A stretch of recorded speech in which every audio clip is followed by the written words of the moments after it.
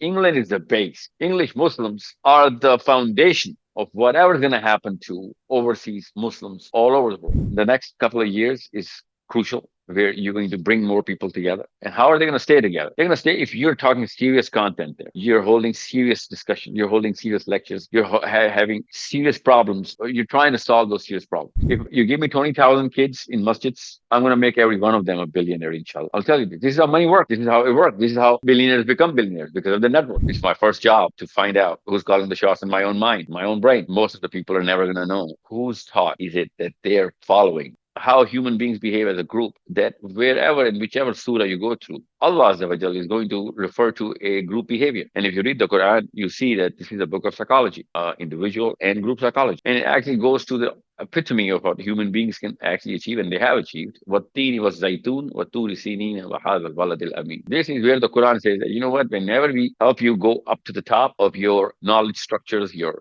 understanding of the whole system, the universe, you just throw yourselves right down on the ground. Every single time I give it to you. You do it once, you do it twice, you're going to do it every single time. 5 minutes, you're going to picture the day of judgment, what people are doing, what's happening, how people are yelling and crying. And then in hell, inside hell, what's happening inside hell? And inside Jannah, what's happening inside Jannah? And I'm telling you this right now. You did this for less than 3 months. 5 minutes every day. Talk about it every evening or whenever you meet. This is going to become a global movement that very year, inshallah. We have forgotten the day of judgment. That's why we don't show up. We have forgotten hell. That's why we don't care. We forget Jannah, and that's why we try and find it here.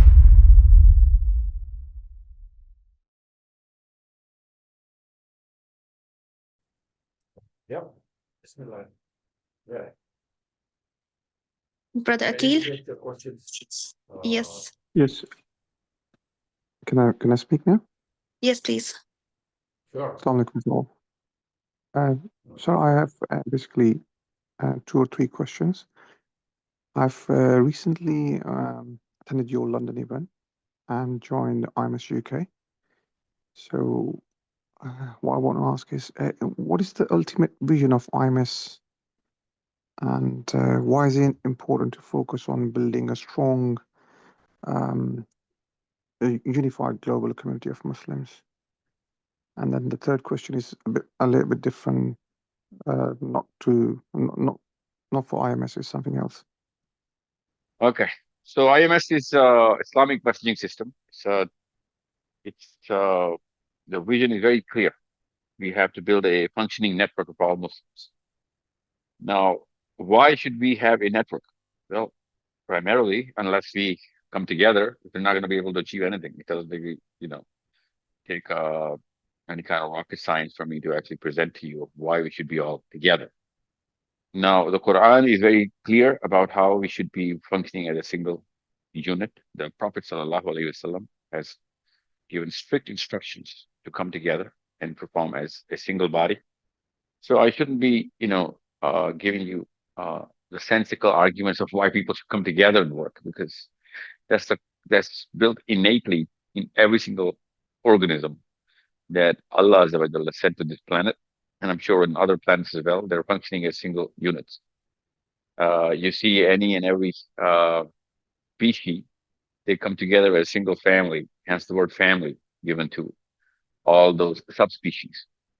We as human beings have this tendency to actually go towards this little element of greed and try and get whatever we can for our own selves and our kids. And so much so that we actually cross a lot of boundaries, and we tend to try and disrupt this harmony of human beings. And hence you see clusters, hence you see subclusters, hence you see groups, hence you see frictions between different kind of groups. Now, there could be many reasons behind this, but primarily the attribute that we are all, born with is also greed. Once a man named his son Haris in the time of the Prophet ﷺ, and somebody asked the Prophet ﷺ whether this name was correct, and the Prophet ﷺ said, "Yeah, it's a very appropriate name because a human being is naturally greedy. So it's a pretty natural, innate, naturally, built-in attribute to ours within our system. Now, it can be used positively. We can harness this little greed towards getting human progress. People have done that. Human beings have been doing that ever since they came to this planet. However, we transgress so much that we start to isolate that boundary, and instead of being greedy for the whole planet and the whole species, we start to draw lines in which Allah Azza wa Jalla says, "Wa'tasimu bihablillahi wa la tafarraqu." Do not draw boundaries. Do not split into subgroups. Come under the Quran as a single body. Everyone, regardless of what your color and creed is, regardless of where you're born, regardless of what family you're in, come under the light of the Quran, under the umbrella of the Quran, become one body. The Prophet ﷺ said that my ummah is a single body. When one part of it is in pain, every part of the body suffers. So IMS is not. I mean, we do not have any complicated, multivariate, layer by layer, framework of vision statements coming together. We wanted to get everybody together. It's that simple. So, what are we going to do when we come together? Well, that's a two-pronged approach right now. Why are we saying that there is an approach? Because we're actually thinking about the problems, not just right now, but problems who are people who are going to be coming in as our kids and grandkids. They're going to be facing. So we got to fix that little landscape for them, because somebody didn't do it for us, and now you see we have 57 different countries only for just Muslims, 190 plus countries functioning, 214, in total, for all the human beings.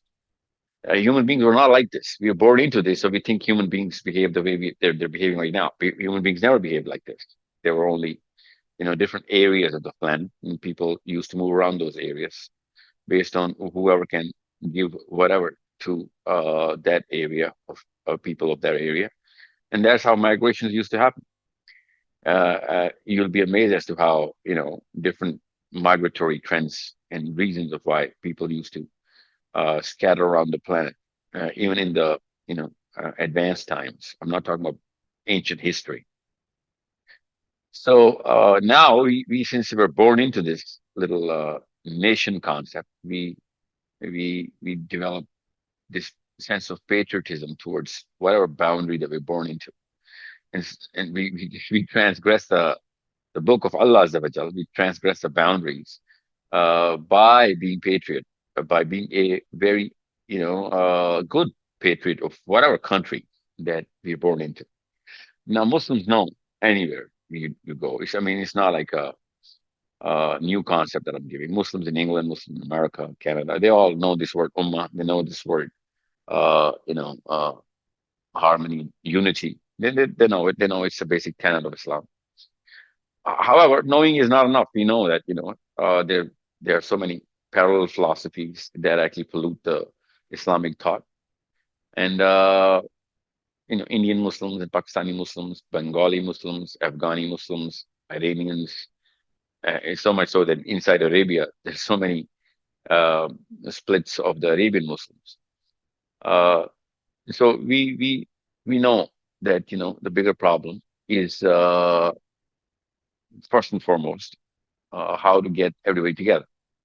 Now, this is going to take a little bit of a toll from everyone, whoever is going to join IMS.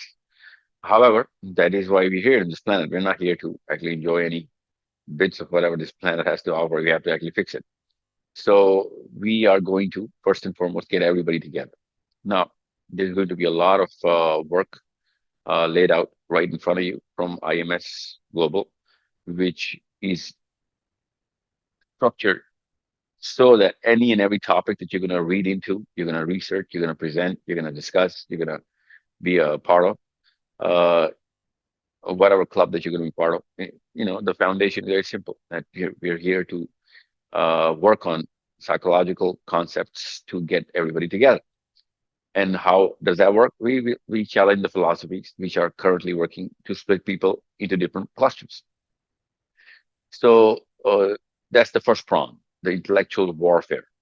The intellectual warfare is against all those philosophies so that our kids would understand why Islam, why this is philosophy, what is a philosophy, what kind of philosophies are prevalent at this age, in this point in time, in this part of the planet, and behaving by the dictation of some philosopher, maybe 100 years ago, maybe this year, maybe last year, maybe some book somewhere is calling the shots in some kind of policy that is politically and socially exerted upon me.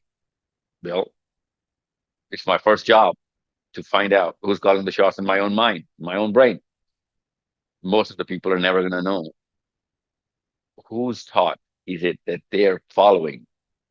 Now, that's a primary job to actually get everybody out of the way. And I should be following the thought process of my own Prophet Sallallahu Alaihi Wasallam. That is job one. So, how does that work? Well, what is a philosophy? How do they work? What kind of philosophies are right now running around? How do they mix? How do they originate? How do they prevail? How do they disseminate? How do they withdraw? That's the job of everybody in IMS to start reading into, presenting, discussing with people, answering questions, making sure they're actually answering through correct and factual sources, and connecting everybody through the Quran. For that, you need to know the Quran. So we are going to teach the Quran. Everybody's going to teach the Quran. Everyone's going to teach the angle of the Prophet ﷺ and the Sahaba right off the bat. Nobody else has no nobody can actually uh, come up with something which is going to create a parallel philosophy. You can come up with techniques, methodologies, but the stencil is the same. We only have one stencil, and that is our Prophet Sallallahu Alaihi Wasallam. That's it. If you cannot prove it from the Sirah, you cannot prove it from the Hadith, you cannot prove it from the Quran, most of all, then you're coming up with something new. And we don't want any new philosophy. We want to go back to the original world order. We call it the original world order, which was laid down by Adam alayhi salam, till Muhammad bin Abdullah sallallahu alayhi wasallam. All the prophets came with a singular philosophy. Allah Azza wa Jal does not change his mind. Okay. So we all know that. Inna dina inda Allah Islam. So we we know that philosophy has been the same. Now, for that, we need to understand how to read, how to understand, how to construct these thought structures, which we are running right now in IMS. And not just that, we need to know how to communicate that to everybody in the world. Now, it's the world. The word "world" is not that big. It only starts with you, your family, your kids, your friends. Just like the Sira. You find your Khadija in your own home. You find your Ali in your own home. You find your Abu Bakr close to your home. And then you start off.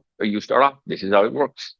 And if you're not doing it, I know we all are what we're doing. I've been around the world, literally. I've been living around the world, working around the world. So I know what people are going to go into. They're going to go into some other philosophy, no matter whether you're in Beijing or in Manila or in Miami or in Buenos Aires or in Chile or in Alaska or in Siberia or in England.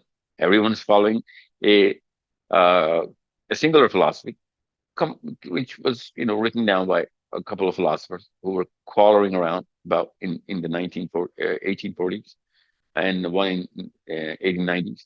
So they're just their books are just quarreling around, and we do not know that we are in under the influence of these couple of, or maybe more, depends on where you are, but primarily these two or three people.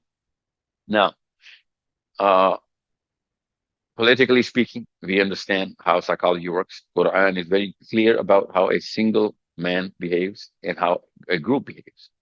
Quran is actually so clear with this topic of uh, how human beings behave as a group that wherever and whichever surah you go through, Allah Azza wa Jal is going to refer to a group behavior.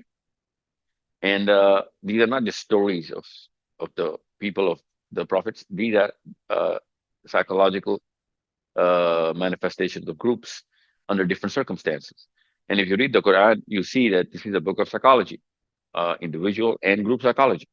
So much so that it starts from the beginning and it actually goes to the epitome of what human beings can actually achieve and they have achieved. وَالتِّينِ وَالزَّيْتُونِ وَالطُّورِ سِينِينَ وَهَذَا الْبَلَدِ الْأَمِينِ. This is where the Quran says that, you know what, whenever we help you go up to the top of your knowledge structures, your understanding of the whole system, the universe, you just throw yourselves right down on the ground. Every single time I give it to you. You do it once, you do it twice, you're gonna do it every single time.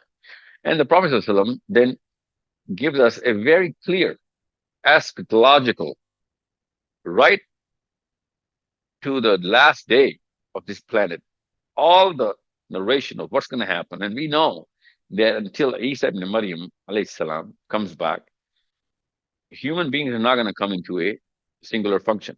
And so much so that what Tini was Zaytun is going to repeat itself. And when Isa ibn Maryam is going to go, human beings are going to make their subclusters right back like the way they want to. And Allah is going to lift the Quran. No more guidance because you just don't. You just take it for granted every single time. We show you the progress. We show you harmony. We show you global peace. For the one and only time, we show you global peace.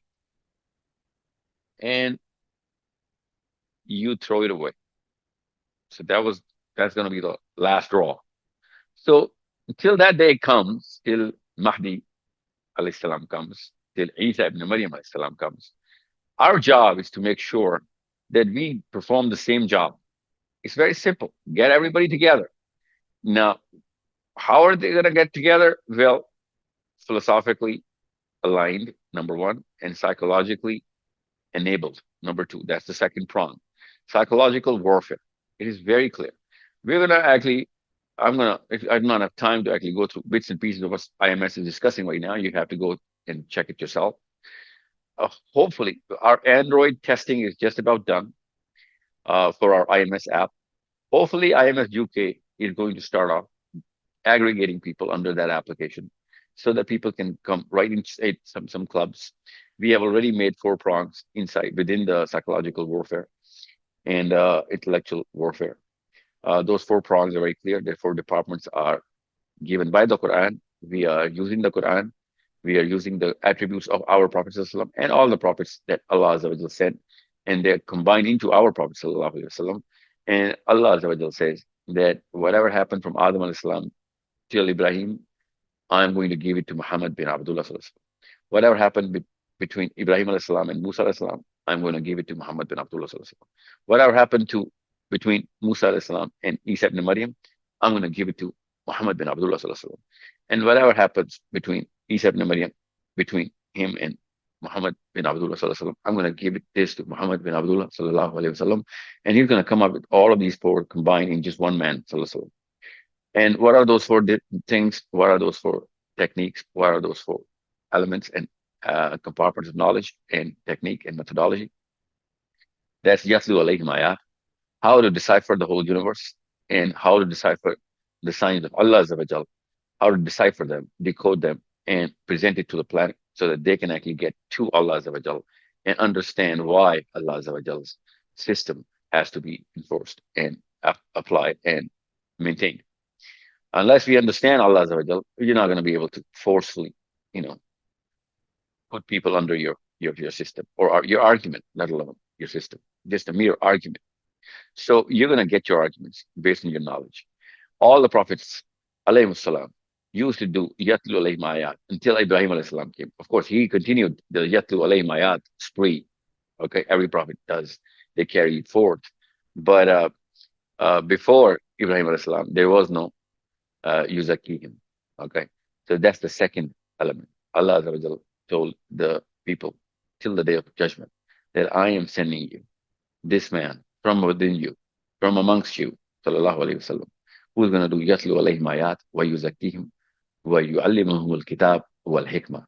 So these 4 departments, Yatlu alayhim ayat wa yuzakihim wa yu'allimuhum al-kitab wal hikmah. These 4 things is what IMS is going to split into, these little fragments, so that we can actually try and put some specialization, some expertise of our people, our Muslim kids, girls and boys, inside masjids, inside their homes, inside their colleges, in their universities and schools.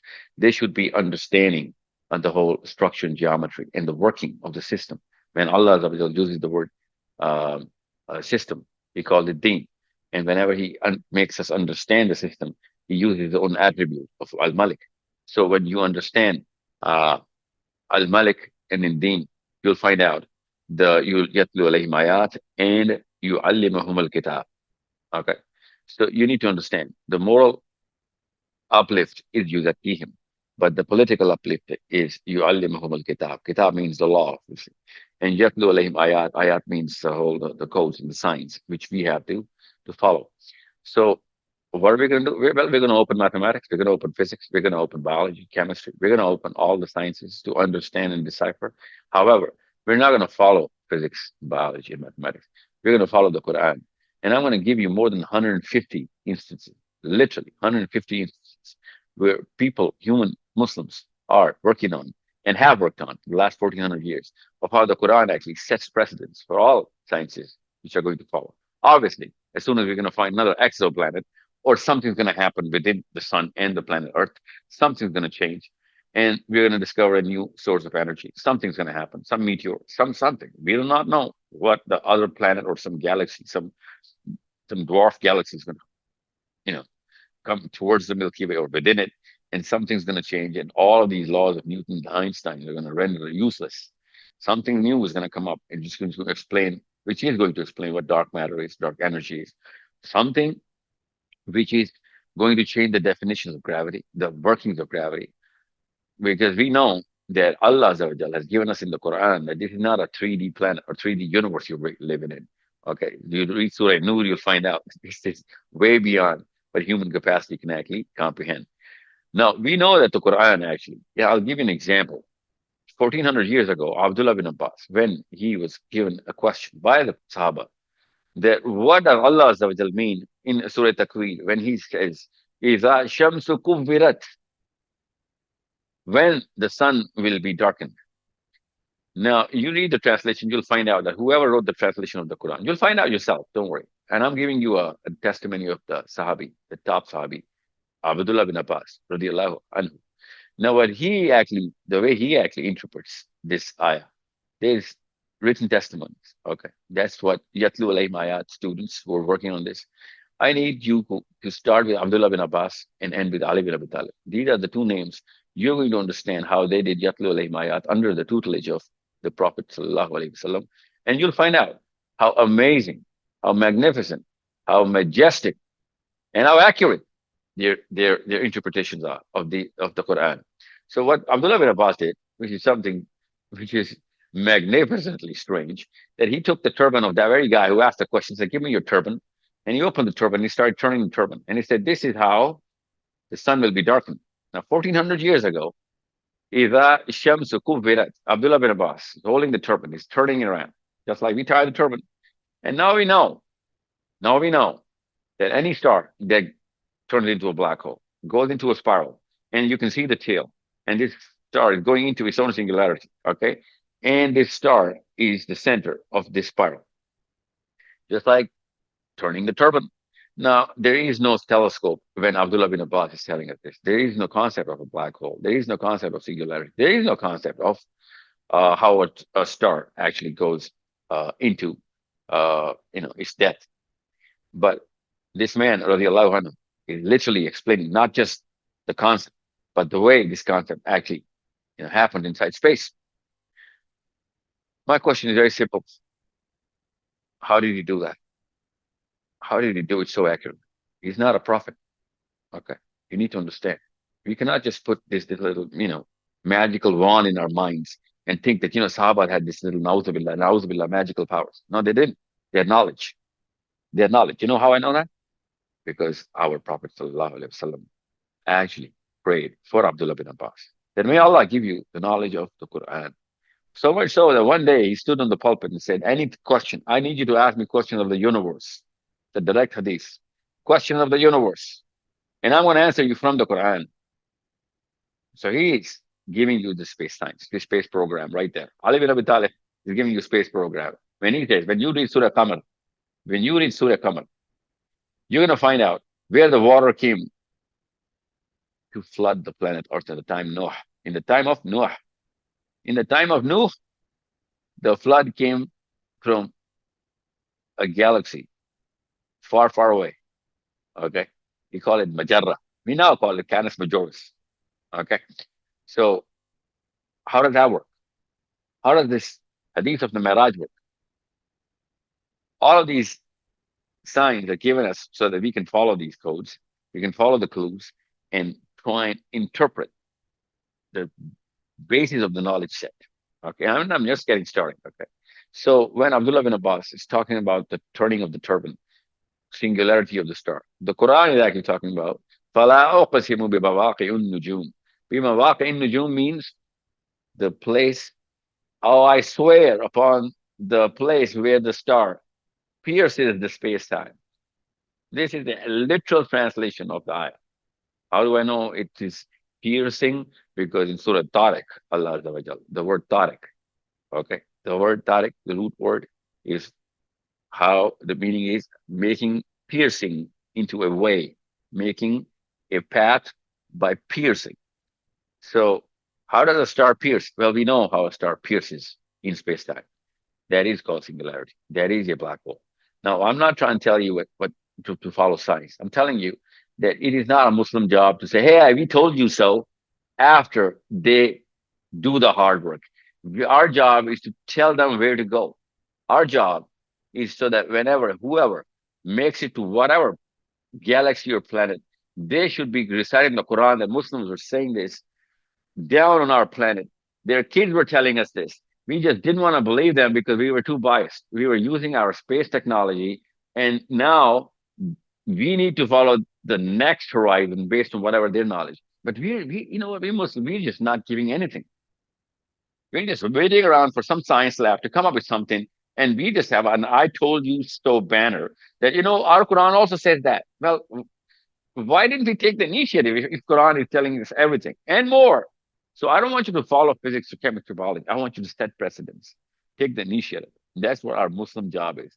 So in other words, if Muslims do not have a space program, they're not Muslims. They're not following the path of the companions of the Prophet ﷺ. They're not doing the Yatlu alayhim ayat. Coming into Yu'allimuhum al-Kitab direction. This is they can only be done. And you might have noticed I've skipped Zakihim because Zakihim is the moral capital.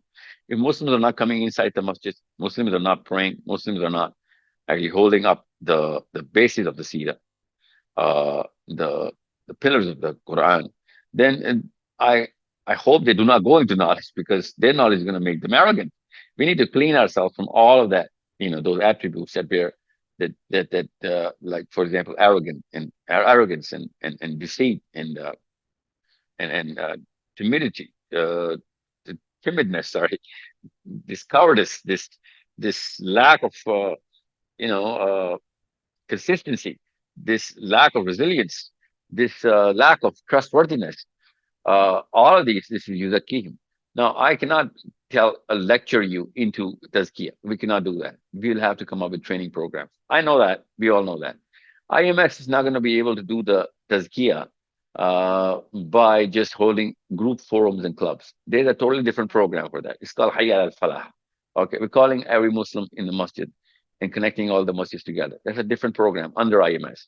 However, what I need you to do is, and you, IMS UK, understand, I'm going to be presenting to you a lot of ideas and a lot of programs. They're going to be successful. Sometimes they're not going to be so successful. I need to understand I'm working around this IMS concept so that you guys can get momentum. I'll have an easier way paved in front of you while you get there. But till you get there, you need to understand, you need to set the base right. And that base is these 4 compartments. Okay. I'll get to Hikmah later because Hikmah is the methodology of how to operate, the modus operandi of how to make those decisions, what kind of decisions, what kind of technique to actually, get to wherever you need to be from wherever you are. Now, this is Hikmah, in my opinion, of how to actually get everybody together. Intellectual warfare, psychological warfare. That's simple. Now, what do I need for this? Well, I need your kids. I literally need your kids, especially who are 12 years of age and more. Okay. They're going to start these forums. They're going to actually jump into understanding books. They're going to put that book into some utility. And unless we start to challenge the current status quo of the education system, We're not going to be able to do that because physics today, mathematics today. While we're talking, I'm going to send you a book, actually, right after this meeting. This book is written by a Muslim scholar. It's called The Ultimate Mathematics. We're teaching that in our school, in Source Code Academy. And you need to understand how Muslims, when they look at the Muslim scholars who understand mathematics, these people are, capable of winning the Fields Medal. They're so good at mathematics. But when they're going to the Quran, they find out that, you know what, the mathematics of human beings uh, is not even close to what the Quranic mathematics, the structure of the Quran is based on. All of that is based on very advanced level of mathematics. Let me give you an example so that you will understand why you need to go through that book. That book is part of the curriculum of our kids who are actually literally a 7, 8 year old. That's, those are the students of source code. I need you to actually understand why IMS needs to take up not everybody can afford source code. So we need to spread it around. And source code students are going to, inshallah, become teachers of IMS. And that's what the purpose and vision of source code is, so that students become teachers. So when you look at the history of mathematics, and you can see, and you can Google it up and find out, and whoever knows mathematics knows what I'm talking about, that we recently came up with the concept of Gaussian prime. Now, Gaussian prime is as latest as human beings' intellect has gone into mathematics. Now, after we discovered Gaussian primes, we find out that Gaussian primes is the table on which the Quran is laid out. The Quran is laid out on the Gaussian primes. So just because now I know what Gaussian prime table is, now I can know what the next huruf muqatta'at after alif lam mim is going to be, because it is going to follow the Gaussian prime table. Now, the Quran is already set on the Gaussian prime. We just discovered it. The mathematicians just discovered it. I'm just giving you a drop out of the ocean, not even a drop out of the ocean, so that you guys can understand what kind of a treasure chest we had. And look what we did with this. Look what we did with the Quran. So unless we reach that sort of excellence, that sort of expertise and competence in the Quran and the Sirah, we won't be able to do yu'allimuhum al-kitab. Yu'allimuhum al-kitab is a natural psychological disposition. We aggregate under the system. We bow to the system of the person who's smarter than us. It is common sense. That's the working of serotonin. That's the prime chemical. Hierarchy of dominance. We're naturally going to be under the system of whoever is reaching for the stars, smarter from amongst us. So if you don't do yatlu alayhim ayat, you're not going to be able to do yu'allimuhum kitab. You're not going to be able to enforce the law, because we only follow the law of the people who have higher brain power than us. That's just common sense.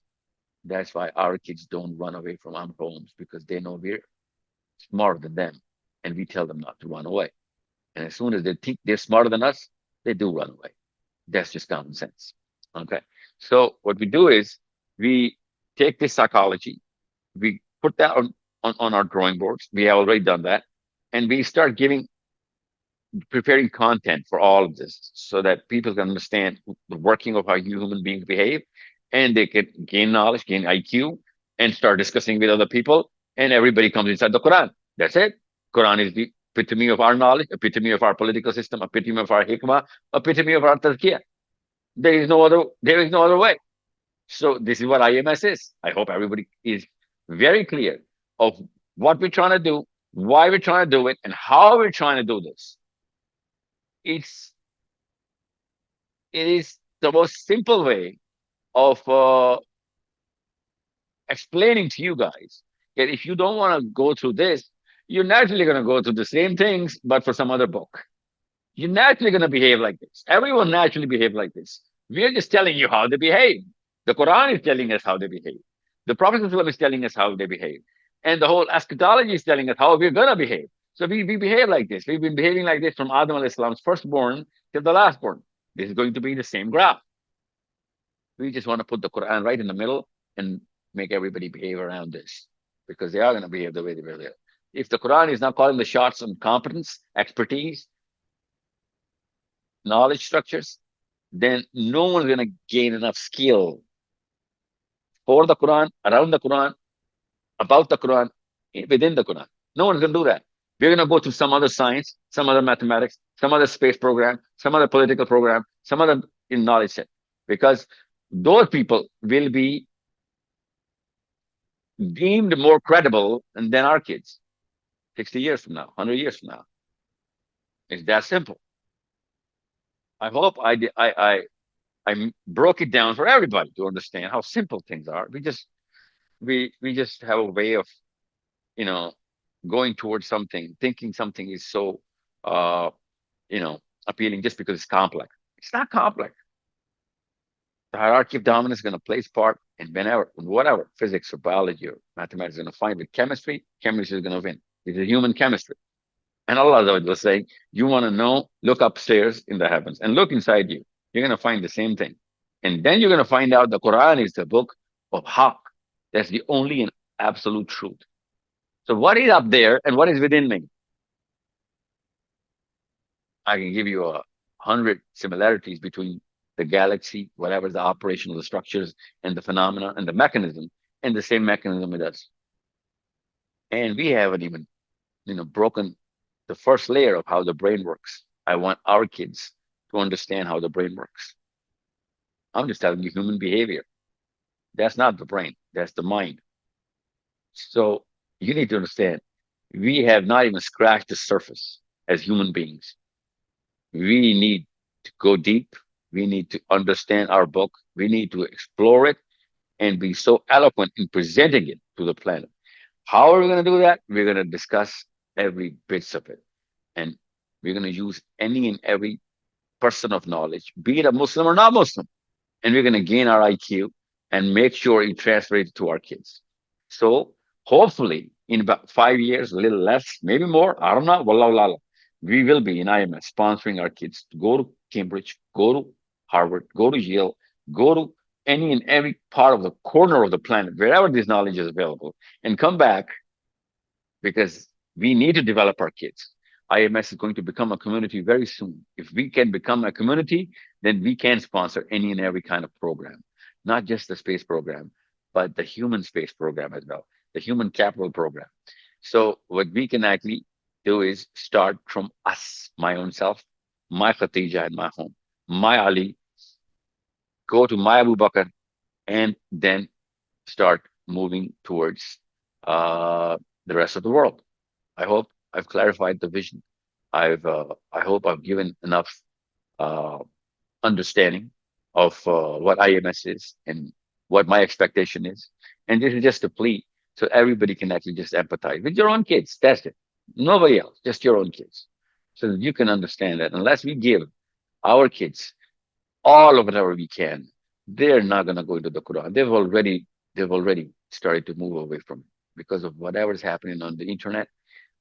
Everyone is so eloquent except the Muslims. Every product, every machinery, every technology, every piece of knowledge, every speaker is so eloquent except the Muslims. That's why our kids are running around trying to pose in front of us as our kids and our philosophy mates, but they're naturally going to go inside their own bedrooms, open YouTube, follow some guy who's going to seem more credible. Obviously, he's going to be way more than us because we're not opening our book. They are opening some book. Okay. So understand. I wish I could play you videos here of the smartest people in the world right now talking about the deeper problems. And I'll tell you, I swear to God, those are the problems solved by the Quran. The Quran is talking about the Sahabas used to present this to the planet. So unless we do it, I'm telling you, someone else will, and they're not going to do it for the Quran because human beings behave like this. That's the simple truth. That's how it's going to happen to my kids. And if your kids are not going to take the lead, then my kids, they're going to follow the lead of somebody else. If my kids are not going to take the lead, your kids are going to take follow the lead of somebody else. And that dude is not going to be a Muslim. I promise you this. He's not going to teach you the Quran, or he's not going to introduce our Prophet ﷺ to that guy. He's going to be introducing a lot of other prophets. They're not going to be sent by God. They're going to be prophets of, the current world order. And there are many. There are many. I tell you this. I know them. I know some of them. There are many. Okay. So it's time to divorce This is little clutter of whatever attempt and you know uh, uh, trials and experiments of what human beings are doing, and go to the actual source of knowledge. Now is the time. Yes, sir. I hope everybody's clear. Sister Sumera, can you unmute? Yeah. Assalamu alaikum. Can you hear me? Wa Yes, we alaikum can. assalam. Yes, I can hear you. Assalamu alaikum, sir. Basically, I've joined IMS about a year ago, and I'm attending sessions on Sira and Muslim identity and some other tasks I've completed.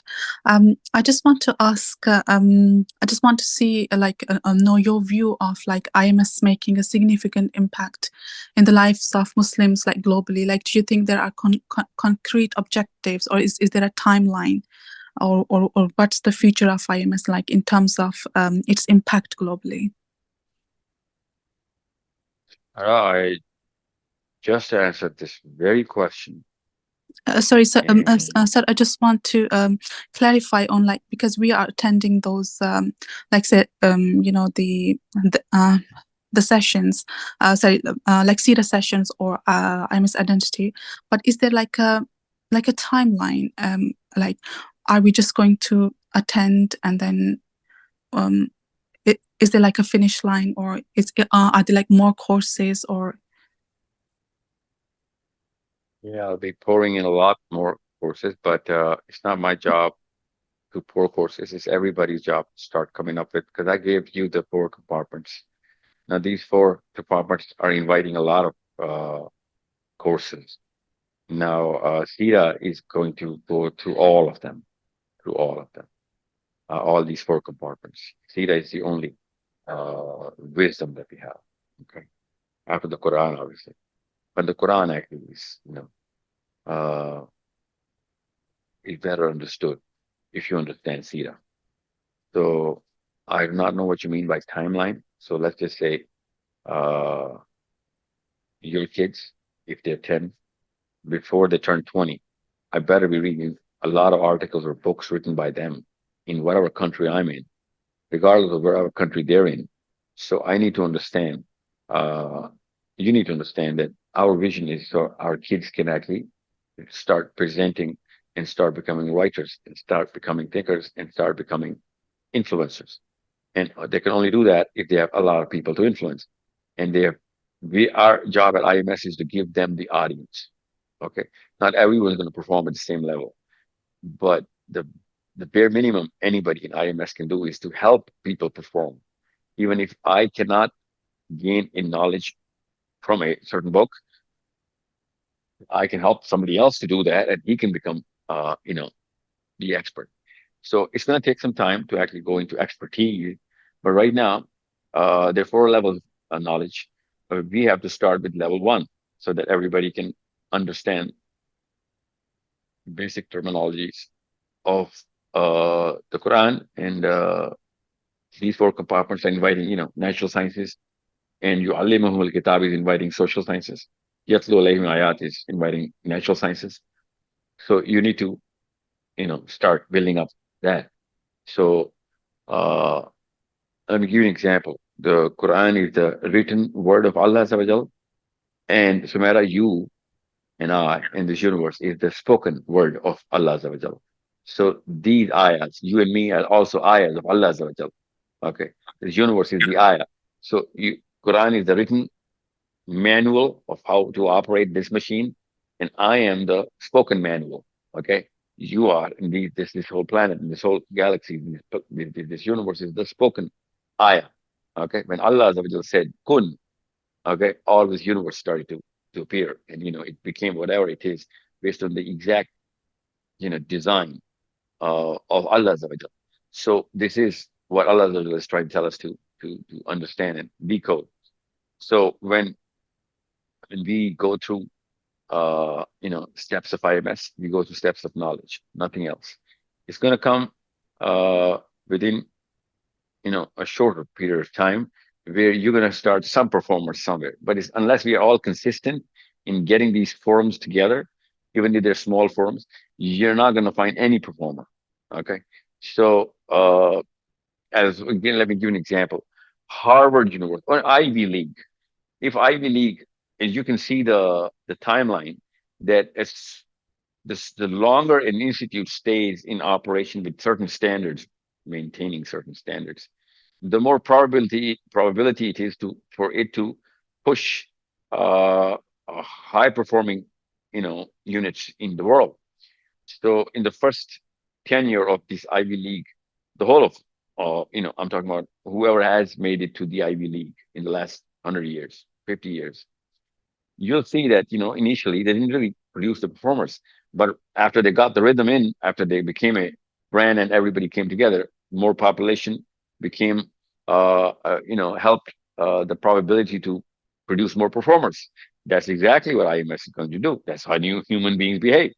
So there are more than 100,000 people in IMS, and very few in England. We're just going to start in England, and there are a lot of people in England, by the way. I mean, I'm just giving an example. Uh, there 3 times I've taken Uber, and all 3 times I met Pakistanis who literally told me their IMS number and their community number. So there are people in England in IMS. So, and they're really excited about it because, everybody's becoming a learner right now. That's good. That's a great job. Everyone's supposed to be a learner. Someone is going to start to present and someone is going to start to uh, take the initiative. But as a learner, you need to be not just a listener, you need to be the auditor.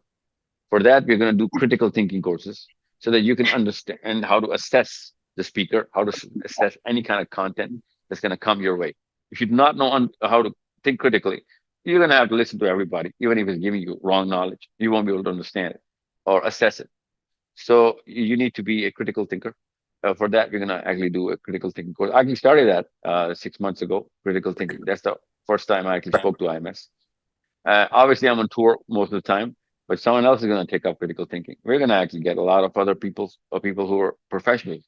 As soon as IMS comes inside the app, you'll find out I'm going to be inviting, inshallah, professional speakers. I'll be paying them. I'll pay them to teach my Muslim kids of certain expertise. That's not a problem. Alhamdulillah, that's not a problem right now. And if it is a problem right now, if I have enough people coming together, these things are not even a problem. So the next couple of years is crucial, where you're going to bring more people together. And how are they going to stay together? They're going to stay if you're talking serious content there. You're holding serious discussion. You're holding serious lectures. You're having serious problems being or you're trying to solve those serious problems. Anyone who's trying to solve this problem, for my kids, for you, and I'm talking about not just in natural sciences, but in social science, which means our own system that we live in. So, for example, LGBT is quite a thing right now. It's become quite a problem for every Muslim right now. Sex ed in English and Canadian and American systems has become so much of a problem that, and this gender identity problem, that unless you understand where the solution lies, how do human beings come up with these sort of uh, crazies? So you're not going to be able to counter them, and that's why most Muslims are not countering any of these kind of problems politically. Forget Palestine or anything right now, because we can't even handle our social problems politically, and they can only be dealt with political, you know, uh, strength. And how are we going to generate political strength? We're going to have to learn. And how are we going to use it? We're going to have to learn it. This is not a 10-year, 20-year plan. However, it's not a 2-week plan as well. Okay, it's going to take a little bit. Hamza Mujahid. Assalamu alaikum, sir. Walaikum Sir, as you know, we have started a social media initiative under IMS to spread English content related to you and our mission overall. So the purpose of When this did you start? initiative is, sorry, When did you start that? sir, 10 days ago, I met you in Middle Keynes and we discussed it. And after that, officially started 10 days ago. Are you good at what you do?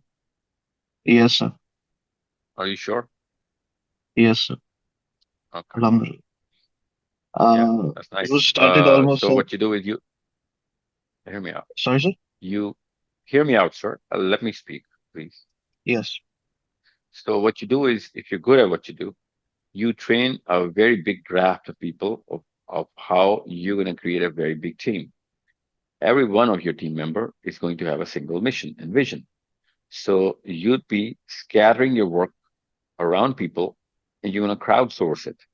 And once you're going to crowdsource it, even if you have 100 people, social media, you're going to have an army of social media, a big engine. And this big engine is going to perform way better than you or your couple of boys sitting in your office. So what you need is to understand, first and foremost, be honest to yourself, whether you're good at this or not. I'm assuming you are. That's why you said that. But I'm not going to just take your word for it. I'm going to have to see some numbers, right? So what you do is you get everybody to understand what you're trying to do. Present to the IMS UK that this is my plan. I'm an expert here. Try and understand why I'm telling you this and help me out here. Everyone's going to have a Twitter handle. Everyone's going to have a Facebook page. Everyone's going to have an Instagram page or all the social media handles. And you're going to actually give them different tasks and they're going to operate as your parts of the machine. Okay. Unless you crowdsource it to IMS, I don't know why you would wait for not crowdsourcing it to IMS. Okay. Anyone would do that. Different political regimes in the world do that. You got thousands of people in Pakistan or India or Bangladesh or wherever, in England as well. They can help you do that. However, I do not know where you're drawing the lines on only English because you need to, because English and Urdu don't really mix in a lot of levels. So you can get a lot of help from English locals who are in IMS and tell them, train them what to do and how to do it, and then you know, go crazy. So this was what I was about to tell you. I discussed it with Dr. Sahil and they approved it, and we're officially doing it with the help of IMS volunteers. I have trained more than 15 volunteers up till now, and they're going to train more 15 people. or 50? Yes, sir. 15, sir, right till 15. now. Yes, sir. It took you 10 days And to get 15 volunteers? no, sir, we started editing all the videos and everything and to get the machine running. And we have people from of all ages, and not everyone has the experience. So we are training people even if they don't have any experience. No, So we're just starting listen, the from. post-production team is obviously going to be smaller than the, the, the loaders. I know you Yeah. need a post-production team, but I'm not saying give it to thousands of people for editing or editorial purpose. That's that's not realistically possible. However, if okay, let me tell you, if I had 100,000 people who are going to post anything I write, I've got the biggest power in the planet, buddy. 100,000 people, whoever they're going to post whatever I write, they're going to repost, rehash it. I can actually change some presidents in some countries in the world. You need to understand if you're not using that or you don't understand because they don't need to have experience to load. They already have the experience to upload a reel or a hashtag, rehash a blog or a vlog, right? You need to have a Yeah. framework, train everybody, understand, give them the job, tell them what their job is. Okay. They're only going to do it for IMS. You're not going to be able to post your own products or services there. But Mm, you're not here for your own product or service. You're here for IMS anyway. So they're going to be jumping to do this for you. All they have to do is just get the content, repost it, right? I'm just telling you the lower end of the machine. You're talking about the higher end of the machine, which is the editorial work, the shooting the video. I know that's not everybody's job. And even if it was, not everyone's going to put their time into it right now. Yeah, give it a year, maybe two.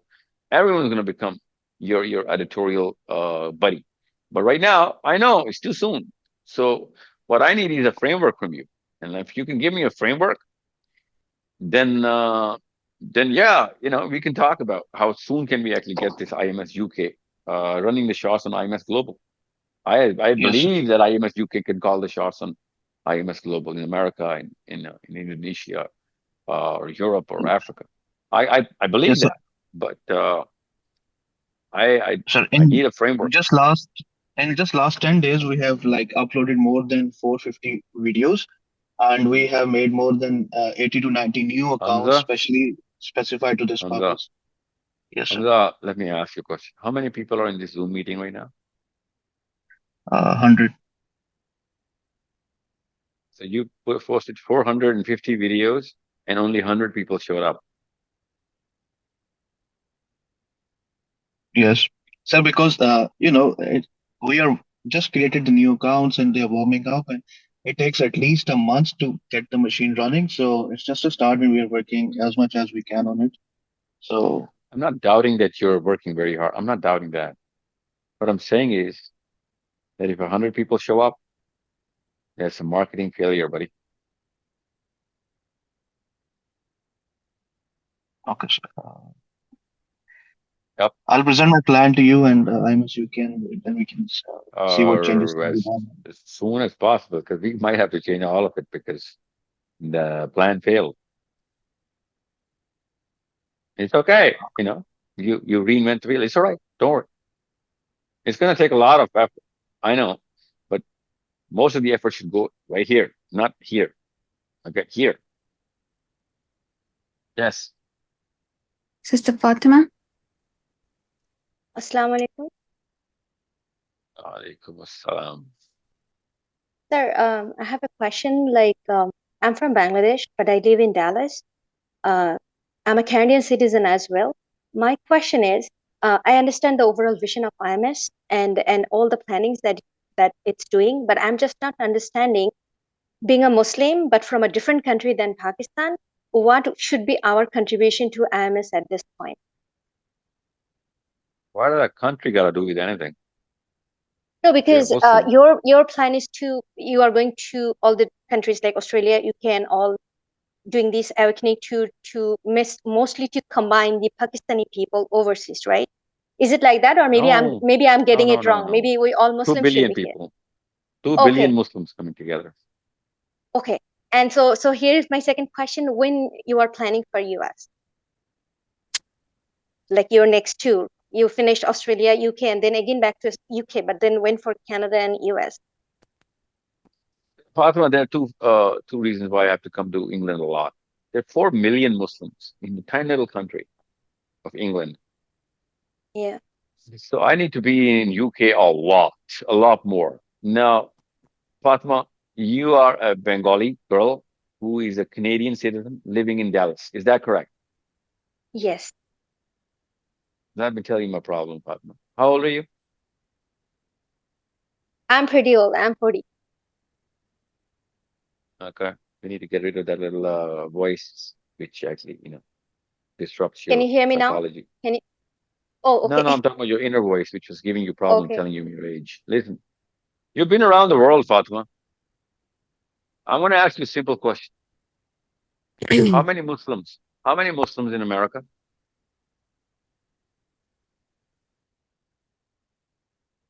Probably around 10 million. I'm not sure, but maybe in between 5 and 10 million, or maybe less than that. Maybe in between 3 and 7.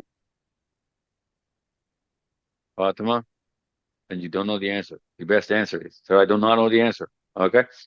So now the problem is that Muslims are not doing their homework, Fatima. That's the problem. Now, I'll be in America, inshallah, but you need to gather up the clusters and I'll be right there. Right there. We have 27 programs already booked for America. I had only 16 booked in England and 27 in America. You need to understand, American Muslims are pretty, in the game. You know what I'm saying? Yeah. However, unless I comb Scandinavia and England, comb, and I'm straighten everything out, I can't just come to America because America, I know what I'm going to do for Americans, inshallah, inshallah. You know, uh, it's like coming home, it's like coming home. Uh, because I know what their demand is. They need, I mean, I'm going to ante up my game before I come to America because they need the next step. This is the base. England is the base. English Muslims are the foundation of whatever's going to happen to overseas Muslims all over the world, be it Arabian Muslims, African Muslims, South Asian Muslims, or anywhere else. So English Muslims are calling or should call the shots. However, uh, most of the initiatives which are taken by overseas Muslims are, not by English Muslims. And whoever they are, they are not natives of that country. So I need to solve that problem. It's a totally different discussion. I'm not going to take you from here to there.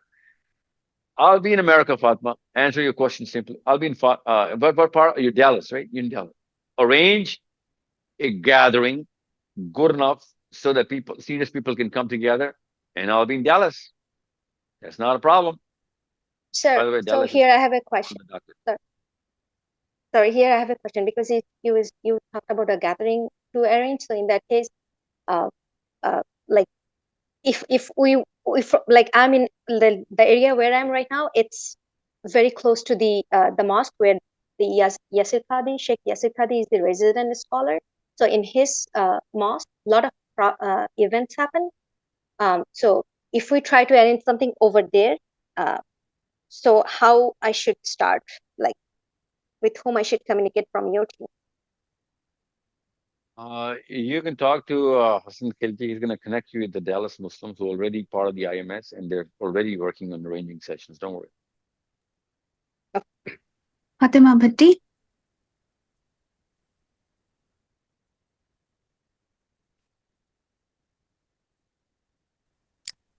Assalamu alaikum. Alaikum assalam wa rahmatullah.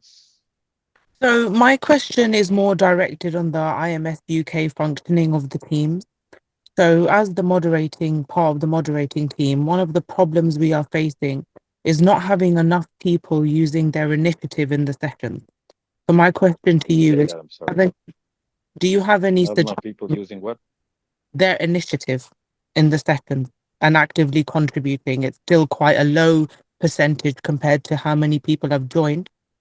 So do you have any suggestions on how to make the sessions more engaging to help members use their initiative and become more active in the sessions that we uphold every week?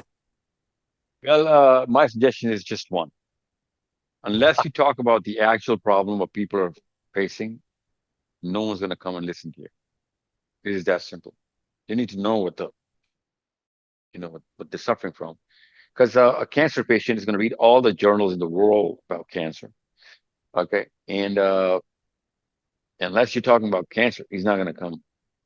So you need to understand you need to talk about real things and relevant things pertinent to your area. And unless you're going to open up topics which are pertinent to them and about their kids, they're not going to come. Secondly, you need to have people who can communicate. For example, I was talking to this boy that this is the topic of discussion, and because a tree falls in the forest, nothing happens, right? Because no one knows about this, and this is going to be a big loss that you are going to be having a very pertinent session, full of knowledge, giving probable solutions as well. However, no one knows about the fact that you're actually speaking next door. So even your own neighbor is not going to make it. So you need to have competent people marketing it properly. And it's all free. I don't know why people wouldn't show up, but sometimes a lot of people don't show up for free programs. Okay, that's also going to be a problem. However, we're not going to charge for anything, don't worry. You need to have a very strong social media team helping you out. And you are the social media team. Make sure you understand that. Someone's gonna do the technical work. All you gotta do is make sure you're functioning part of that social media team. If you're not a functioning part, then you are where the buck stops then. Okay. So you're gonna become a showstopper. You're gonna become a bottleneck at best. So know what the media team is trying to do and help them, guide them. Actually, your feedback is going to help them improve it because obviously whatever they're doing is not working. And a lot of people, when they come together and brainstorm, you guys are local. I can't dictate how to actually market anything in England, right? I'm not English. You guys are.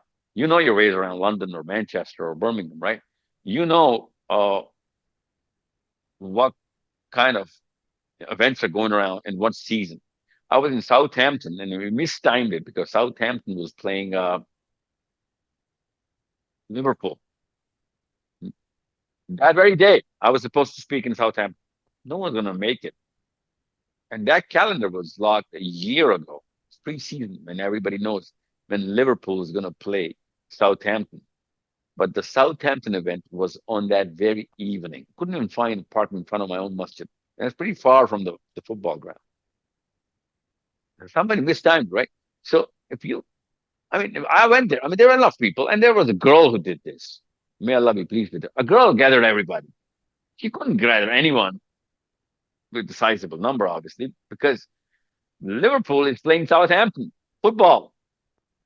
Now, that's like that's like opening a restaurant on the first day of Ramadan for breakfast. You know what I'm saying? It's like somebody who's a non-Muslim opens a restaurant in the middle of Lahore on broad daylight in the middle of the day on first of Ramadan and says, no, nobody showed up. Well, obviously no one's going to show up. He mistimed it, right? So only a local is going to understand how to get that social media machine working. Because I'm telling you, it's not. I'm going to give you an example. In Pakistan, when IMS sessions hold up, we have to shut down the doors of physical vicinities. And that's not a free program a lot of times. We have to shut them out, refund money. Okay? Because IMS team in Pakistan, by the way, another girl running that team. They know how to fill what kind of strings and where not to go, where to go, what time, where have to do, you know, where do I have to be at what weekday or what weekend or what part of the month is this, and so go there. What do you think? I'm the most beloved man in the country. Wherever I go, thousands of people just walk in. No, it doesn't work like this. These things work with a sense. So Fatima, you need to dictate your social media team. It's right there in this meeting that how to actually run around your city and what kind of appendages you're going to add into the framework that he's presenting. I would like to help. I would love to help, actually. But I need to see that framework before I like to try and improve it, right? Yeah. Thank you very much. You understand what I'm saying, right? Listen, Fatima, I'm telling you, 4 million Muslims are more than anywhere in the world other than the Muslim countries, right? You know that, right, Fatima? What city are you in? I'm in London. Oh, there you go. Whoa, hold on. This is whoa, stop the show. Okay. Now, Fatima, more than anyone, okay? This sister who was in Dallas, she can't even imagine the kind of numbers running around London. Muslims, let alone, Desi Muslims. Everywhere. I mean, I have a lot more stops because people are just grabbing me in London than in Islamabad. There's so many, Indian Pakistanis here. And I'm thinking, if we cannot do it in London, we cannot do it in Manchester or Birmingham or give another city here, which is big enough. Milton Keynes, right? Or Leicester. Yeah, Leicester. That's the biggest Muslim, by population area in England, hence the world. So, Sister Fatima, you were from Dallas. You don't even want to know. This is like a country of Muslims. England is a separate country. So if we cannot run this IMS UK in numbers, pouring in, then I don't know what to do. I do not know what to say. That means, we have the right intent, right vision. We have the wrong people. That's the only way to actually understand it. You know what I'm saying, Fatma? Yes, I understand what you're saying. Yeah. So you need to dictate a few things. Okay? You need to call a little more. You be a little more directive. Don't be just a spectator here. You know what I'm saying? Yeah, I think that's probably one of my biggest mistakes that I've made since joining. I haven't taken the action on certain initiatives that I wish to take. And I think after this discussion, I will definitely be doing that. Jazakallah. And it's not a luxury. It's a necessity. I mean, that's just basic now. For IMS UK, I'll tell you this. I have been treated in England. I swear to God, I do not remember whether I'm in Pakistan or England, the way I've been treated in England. You know what I'm saying? I mean, it's like I'm from Toronto. I have never been treated like this in Toronto. It's my hometown, like, so-called. And if I'm walking around London or Birmingham or Manchester, it's as if I own the place, you know? I mean, you guys are so hospitable. You guys are so cozy. You guys really want to do this, but something is not clicking. That means the whole machinery is there, but you know what? The wires are just not connected. So it's not a lot of work. Everything else is done by Allah. You know, it's not by chance that all of these 4 million Muslims are hovering around London and Manchester, for God's sake. You just need to connect the dots just a little bit. Okay, thank you very much. Thank you. Mohammed Sahil bhai, Mudassir. Assalamu alaikum. Alaikum assalam. Sahil bhai, I want to ask you. I was doing some research, and it is about that. So, like people say, like our ulama also say that Hazrat Adam alayhi salam came like approximately 10,000 years before, at an approximate. But some of the Before what? fossils and all that we find, it shows like even this was even before that also. So, in Before? this, Oh, okay, I before got it. 10,000 years also. I mean, the human was on the face of the earth Now, long what's back your before that, question? according to What's your fossils. question, sir? I'll answer the number of years, but what's your question? Yeah, my question is that I saw in Al-Hijr, ayat number 26, Allah used the word insan in Arabic, that Allah created insan. Then after two verses, Allah Ta'ala says, and Allah created, the word uses in Arabic Bashr. That's not insan, insan. So these two words are different. So do you think insan and bashar is different? That Allah created insan first, and this is Allah Ta'ala created insan, that is the past tense. But when Allah Ta'ala says Allah Ta'ala will create bashar, that is in the future tense. So does it imply that Allah Ta'ala created insan first, then perfected it by putting the soul, and final form was the bashar, that was Adam alayhi salam?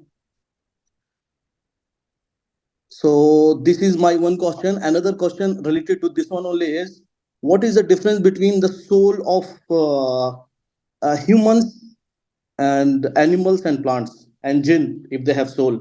What is the difference between them? I know that in insan Allah Ta'ala put soul directly.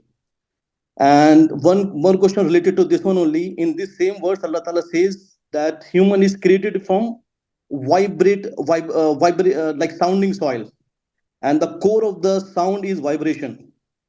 And we know now that all the subatomic particles and atoms and all, if you go deep into it, that's type of vibration. And when you were talking about in Surah Kahf, that Allah Ta'ala put zarb on the air of the guys who were there inside the cave, there also you talk about the sound, and again the sound is vibration. So these all are linked together. So you think that the same vibration from the vibrating soil that Allah Ta'ala made the human, the same vibration Allah Ta'ala used, the same type of vibration Allah Ta'ala used in Surah Kahf also, when we talk about the zarb on the people who were sleeping there. So this is how I was able to put in front of you. So I want your view on this, all in all this. Tell me when you're done, sir. Should I start the answer? Yeah. Please go ahead. Okay. First of all, in your first question, there's an underlying assumption that Adam alayhi salam was made on this planet. He was not. Okay. For him to be picked out of or perfected out of the rest of the species, he would have to be on this planet. Okay. But he was not made on Okay. this planet. Okay. Otherwise, if I was to take your assumption, I'd have to make Adam alayhi salam from whatever species he was perfected out of, and then send him up into heavens, and then bring him back after he ate from the tree. Okay, that round trip has Okay. that's a very extraordinary leap, because Allah Azza wa Jal did not tell in the Quran that He picked Adam from planet Earth to heaven and then told him to go back. No, no, no. Okay. I'm not telling that. No, I'm not saying you're saying that. I'm saying there's an underlying assumption. Okay. Okay. Okay. And that assumption is wrong. Now, what the number of years is could be 200,000 years ago that Adam and Islam came in. There's no way to find out how many years. Now, I'll tell you why I think it's way more than that, is because when we find the Sumerians were human beings. We find Mesopotamia, of course. When we find the Mayans, pretty old. We find the Asian Pacific, pretty old. Unless we look into the Easter Island, you know, monoliths and whatever structure that they have, we cannot find a time of the pre-human battle between the jinns and the angels. However, for the younger Dryas, that's 13,000 years ago, we can tell, and that could be one of them, because every 10,000 years, the glaciation happens. We're in the middle of the glaciation period, right? It's the two glaciations. So 13,000 years ago, the younger Dryas. Now that could be one of the warnings to Nuh alayhi salam that the water is about to come in. Could be. I do not know. I'm not saying it is.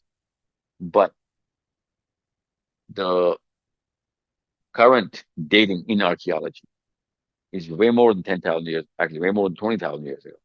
Okay. I'll tell you something, way more than 50,000 years ago. We're in America right now in America. And I'm not dating them, they are. So where are those civilizations from? And that's not Bashar or Insan. I'm talking about a very smart set of people, okay? Very smart set of people. We're doing space programs, by the way. They're doing space programs, okay? So they're under some prophet, alayhi salam. And that's maybe Idris, maybe Nuh, maybe, who knows? I cannot pick out a prophet, right? Because everybody advanced to something. In the Quran, Allah says, they've advanced to way more than you are right now, or wherever you are in the Quran. We know the advancement of the civilizations. So I'm going to give an example. The pyramids. Okay, about, let's just say 20 odd thousand years ago, pyramids. And I'm aware of why they're saying 2,500 years ago. And they're wrong. But let's just assume even they're right. The pyramids uh, around the planet stop being built suddenly. In other words, in one day, everybody stopped making the pyramids around the world. So Allah's wrath comes in, people get destroyed because of whatever they were doing with the technology. Now we know what they were doing, transgressing. In Surah Ghafir, Allah says, you have the force, use it. Come up to the heavens, and you'll find who is the Sultan. Allah is saying, not saying that you're not going to be able to come up. Allah says, use the force, come up, I'll show you who the king is. Okay. Now, we do not know what happened thousands and thousands of years ago to the civilization, but we know that something happened because now we've dug them up. So Adam and Islam is not 8,000 years ago. That's the Bible, my friend. That's not the Quran. The Bible. And that's not the Old Testament, the New Testament. Now that's the Bible you taught 8,000 years ago, maybe 10. Some say 10, some say 8. Muslims never, ever put a word on paper about when Adam and Islam, how many years ago Adam and Islam came down. Okay. But they do say came down. To all of you, go down. All means 2 plus more is 3, right? 3. Adam al-Islam, Hawa al-Islam, and Iblis. Go down from this Adan, this heaven that I've actually put you in. Okay. So Adam al-Islam, for him to come out of a species which most Muslims now believe because of the pressure of the philosophy, which is non-Muslim, and now Muslims are starting to come out. Muslim scholars are saying, hey, you know what? Yeah, Adam could have been evolved out of a species because Allah says, we picked him from them, a plural tense, that we chose him from them. That does not really mean from, the Neanderthals and the pre-Adam evolution-based, chimps and monkeys and whatever. No. That's not what Allah is saying. Allah could easily say, we picked it from the jinns and the angels and this human. We picked him from all the creations. And that's the plural tense. That's so easy to interpret. I don't know why we have to create a lot of chimpanzees before Adam al Islam and say, that's what Allah is saying. We picked him from them. Okay? Because if he was different from the chimpanzees, according to them, according to evolutionary, scientists, then he does not qualify to be a part of them because he's different, and hence he's not a Nauzubillah chimpanzee. He's a human being. Allah Azza wa Jal is going to use the same tense to pick a human being from the chimpanzees or human being from the angels or the jinns. Same word in Arabic. I don't know why we have to, introduce the chimps here. Because, Adam al-Islam is absolutely different. Absolutely different. According to the evolutionary biologists. The human being is there's a very slight difference, but it's such a big difference that a human being cannot be called a monkey from whatever angle that you're reading about, biology. We're not monkeys. I'm sorry. Now, even if I did come from a monkey, but I changed into a human being, 20 monkeys in the same room and me, they're not going to be like, hey, there are 20 odd monkeys there. No, there are 20 monkeys and a man. You know what I'm saying? So Adam and Islam cannot be picked from a pre-Adam type species. No. Adam and Islam can only be picked from either human beings, okay, or all the creation to have this qualification of the word them. Okay, this pronoun them is used in the ayah of the Quran. So just to close the suture up this argument, the 20 cats, in the room and a sheep. You're not going to say, hey, you know what, pick out a sheep from them. Well, that would mean, there are more than a sheep there. There's either a cat. You pick out either a sheep or a cat. You're not going to say there's sheep in the room. No, there's just one sheep and 20 cats. Sorry, that's the correct way of actually understanding this. But if there are 21 cats, you can say, yeah, there are cats in the room. But even if there's a single sheep and 200 cats, you cannot say there are cats in the room. No, there are cats and a sheep. Okay?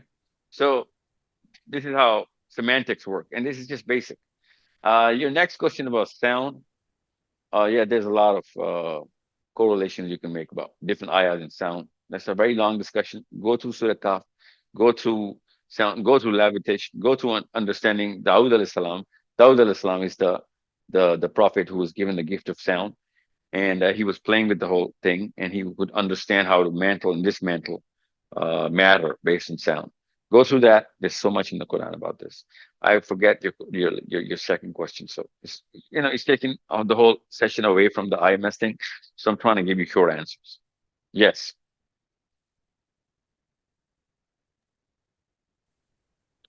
It's not taking anything away from IMS. It's taking us away from this agenda of the meeting today. It's just an intro meeting. Yeah. Okay. Last question there, my dear. Yep. अस्सलाम वालेकुम sir sir आपसे बात करने की opportunity तो मिलती नहीं है, तो इसलिए मैं आपको सबसे पहले तो मेंशन कर दूं कि मैंने आपको ईमेल की हुई है एक सोर्स कोड पे।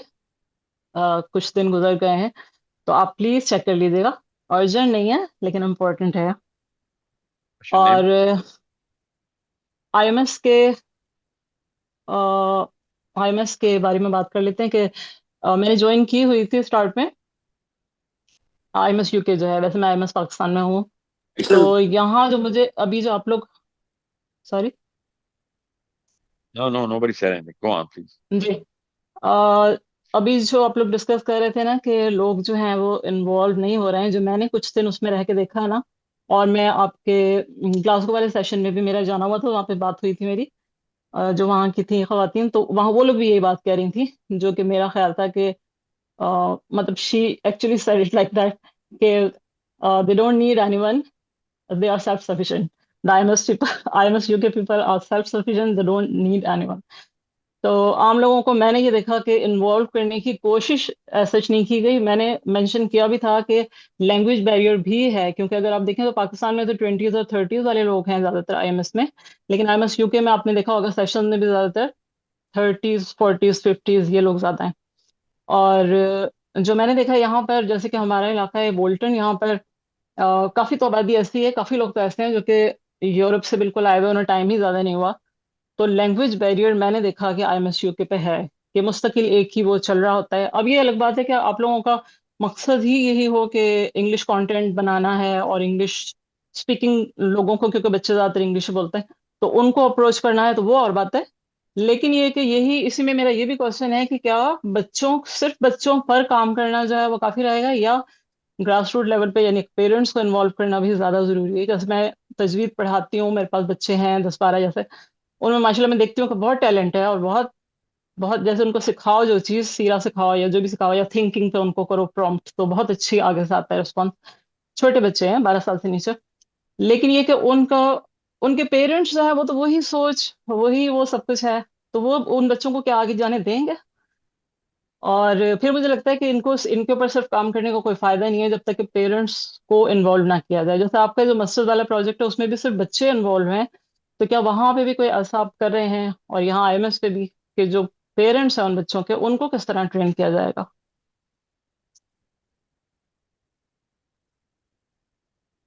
ना वर्कशॉप्स कर रहा हूँ मैं पूरे इंग्लैंड में पेरेंटिंग की, इंशाल्लाह। That's the only thing I can do. Public session में पेरेंट्स ही आते हैं। That's also something that I am doing. I can do 100 public sessions. They're free. You go there, you gather people for public sessions for parents only. I'll come there. जब तक मैं जिंदा हूँ इस्तेमाल करें मुझे। मैं मैं तो कह रहा हूँ पेरेंट्स को अलग से बुलाएं। You right about this. मगर अ, उर्दू कंटेंट में बच्चे नहीं आएंगे, या guarantee you that. Okay. England के बच्चे नहीं आएंगे। और यू राइट, पेरेंट्स को अलग से बुलाना जरूरी है, इसमें कुछ शक नहीं। Yes, so let's just take last question from Ms. Farhan. Can you cancel my next session, please, Naveen? Yeah, sure, sir. Thank you. Ms. Farhan.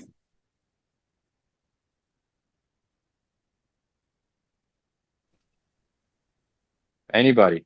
Assalamu Forget alaikum. Miss Paz. Assalamu alaikum. Walaikum salam. So she's here. She's here. She's here. Miss Oh, Paz here. okay. Yeah. Sorry.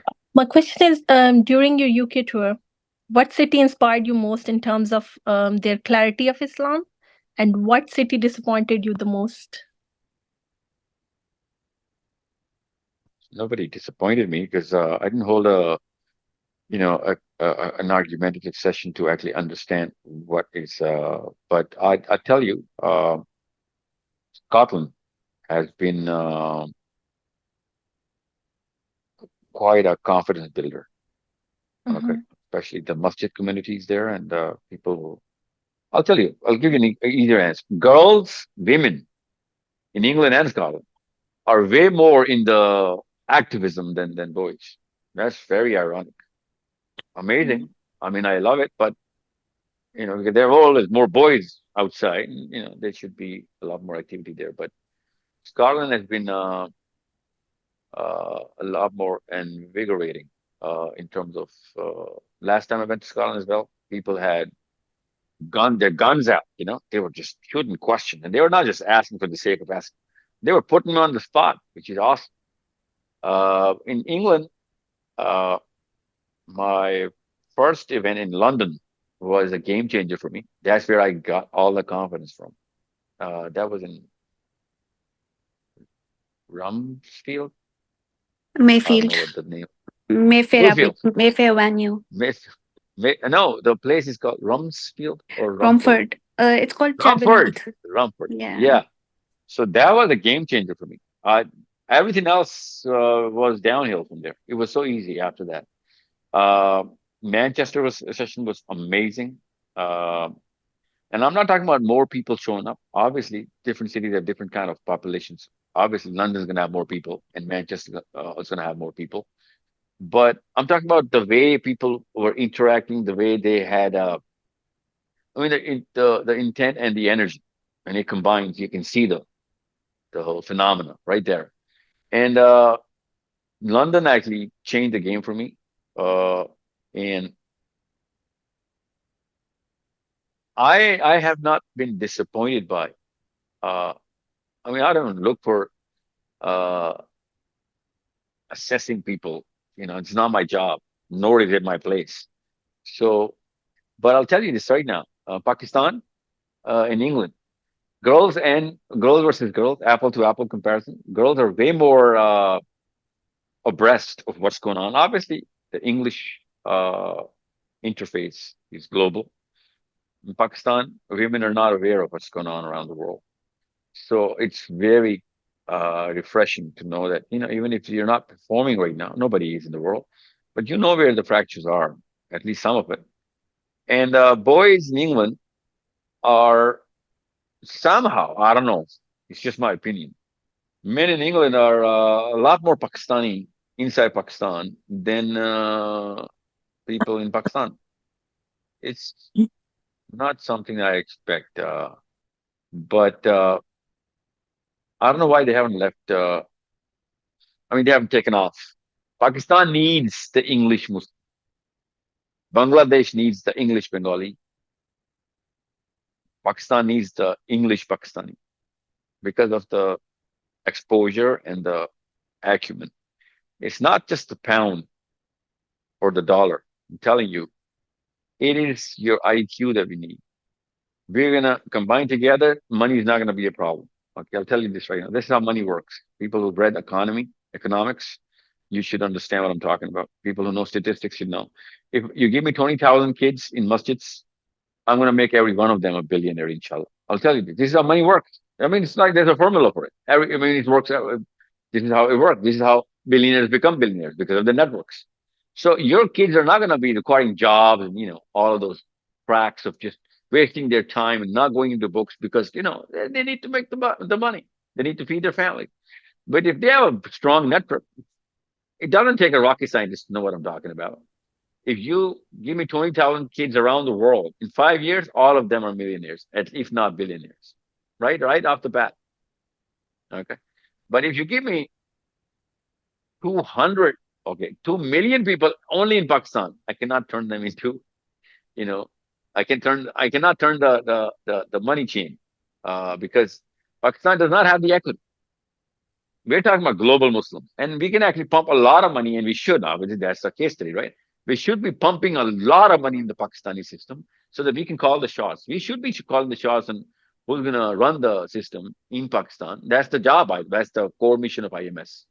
It's, the first of many goals. That, the power corridors should be run by Muslims overseas. Which, by the way, they are, but they're not just.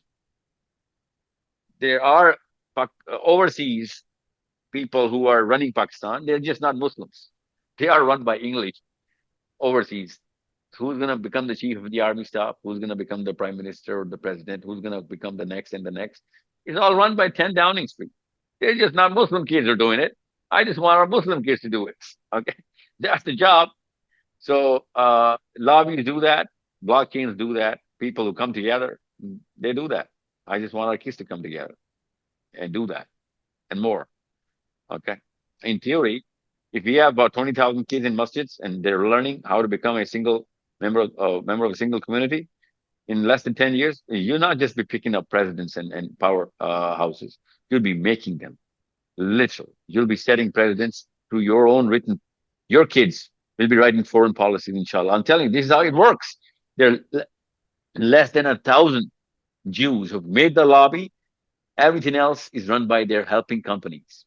This world is not run by countries. This world is run by companies. So whoever has the lobby, call the shots on the companies. Whoever calls the shots on the lobbies, call the shots on who's going to make it to the president. So this is how it works. And it's not a 200-year plan. Okay. It's a 30-year plan. 30-year means one generation. 7-year-old would become a 37-year-old. He's naturally going to prosper in his career. If he does it alone, he's going to have odd jobs to do that. He's going to make it, regardless of whether he has a network or not, but he's going to make it on his own. But if he has a network, he's got a whole community backing him up. He's going to do it in less than 10 years. He's going to have everybody. He's going to have everybody prospering from his career. Right now, the exact cycle is run in the exact opposite direction. Cycle is the same, running in the opposite direction. So everyone's trying to make it. Some people do, but no one makes it for the community, and hence nobody prospers. Only my wife and my kids are going to prosper from my career. That's how petty we've become. That is as petty as it gets, by the way. By the way, just a word to the wise to all Pakistanis, non-Muslims and Muslims combined have come together many a times in the past. Pakistanis have never come together. Word to the wise. Okay. Yes, sir. Last question. Assalamu alaikum. No, alaikum salam. Assalamu alaikum. Sir, I am Maz. I work on research, Alama Iqbal, and many things I have read about you as well. I wanted to ask, I mean, there are so much, I'm one of the very extreme few researchers in Pakistan who believe in real research. And there are, in all of our academic institutions are suffering from power politics, are suffering from power abuse, bullying. All the vice chancellors, we see they are worshipping money and status in Pakistan. And we also see in mosques on religious identities. I mean, there are elements of arrogance and jealousy. The question I want to ask, that all this work is so great, how can we? I recently also had a discussion with Professor Norman Finkelstein, and he talked about how can we transfer into activism, and you just mentioned about this, into activism. So IMS team, if some of the members can go to schedule meetings with vice chancellors and tell them that, hey, this is not the right approach, worshipping politicians, corrupt politicians, and all our universities are going through this process of academic identity we are losing, this religious identity we are losing, this moral identity we are losing, this in our academic institutions. So IMS team members can schedule this in universities, also in mosques. You can schedule these things to ask them questions, that why is this happening and how to change these things, because all this information is available on social media. We can transfer it into activism and popular movements. Thank you, sir. Correct. That's not the route I prefer, but yeah, that's correct. Whatever you said is correct. Not the route I would want IMS to take, because these VCs and these are business institutes. They call it a business institute, whatever university you're talking about right now, other than the government-owned universities. So whatever government university, wherever we can actually route IMS members to hold debates and call out, real movements, it's going to happen from the campuses. And unless we activate the campuses of universities, schools are not going to follow. And this is probably the most, well, it's the most probable venue for activism. You're young, you're studying, you're under the influence of real books and real people are there. It's not on social media. People are there, so it can easily be done. They're already making clusters. They just make clusters for other reasons, but you can see on campuses, you can see real clusters, but they just don't come around Islam or the Quran or single purpose. They're always scattered around, fragmented into different things, mostly political. But some PTI people are going to do that. Some Jamiat people are going. You can see it so many times. The whole country was run because of the campuses for the last 70 years. They just had to dismantle it in the times of Musharraf. Before that, university campuses were calling the shots on what's going to happen in the next 5 years. Now they don't. So IMS can take over and fill that void and make people understand. But we're not in that number right now. We need to have those numbers. And it only comes when everybody brings in a couple of more people in the same meeting, in the same cluster, and makes them understand what the vision is. And it becomes a political movement. That's how simple it is. I'm telling you, I know a number. I know statistics. I know the law of induction. It's just basic. Okay. I know that number. As soon as I see that number on the IMS app, I'm going to start on different kind of module in that machine for the yu'allimuhum al-kitab. Right now, I don't even have, half of that number right now. And I don't even know what that number is going to translate into when the app is going to be launched and people are going to latch onto that app. That's when the real number is going to come in. And that's when we're going to run real programs there, right? And it's been a year and maybe more that I've been waiting for that app. And finally, I get to hear that this app is under the testing phase now. still can't give you a timeline on this. That's the kind of problem I'm facing right now. So as soon as that app comes in, we are going to have some clarity on when is the next step of yu'allimuhum al-kitab. Right now, yatlu alayhim ayat.